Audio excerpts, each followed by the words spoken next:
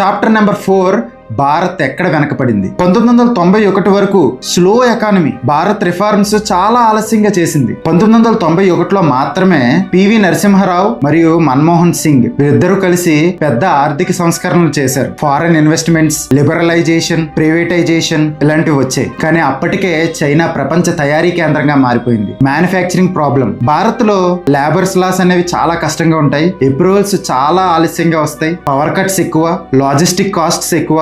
దాంతో ప్రపంచంలో ఉన్న పెద్ద ఫ్యాక్టరీస్ ఇండియాకి రాలేదు. అదే సమయంలో భారత్ ఐటీ వైపు వెళ్ళింది. ఇన్ఫోసిస్, టాటా కన్సల్టెన్సీ సర్వీసెస్ వంటి కంపెనీలు సాఫ్ట్వేర్ సెక్టార్ ని పెంచాయి. అందుకే భారత్ సర్వీస్ ఎకానమీగా మారింది. కానీ చైనా మాత్రం మ్యానుఫ్యాక్చరింగ్ జైంట్ అయింది. Chapter number 5, infrastructure difference. చైనాలో highways, bullet trains, airports, ports, industrial cities మీద భారీగా పెట్టుబడులు పెట్టింది. ఎందుకంటే infrastructure is equal to economic speed అని అర్థం చేసుకోగలిగింది కాబట్టి. కానీ భారత్ లో ల్యాండ్ ఎక్విజిషన్ సమస్యలు, రాజకీయాలు, కోర్టు సమస్యలు, ఎన్విరాన్మెంటల్ క్లియరెన్సెస్ వల్ల ప్రాజెక్ట్స్ ఆలస్యమయ్యాయి. కానీ గత 2 దశాబ్దాలలో ఎక్స్ప్రెస్ వేస్, మెట్రోస్, ఎయిర్పోర్ట్స్ వేగంగా పెరిగాయి.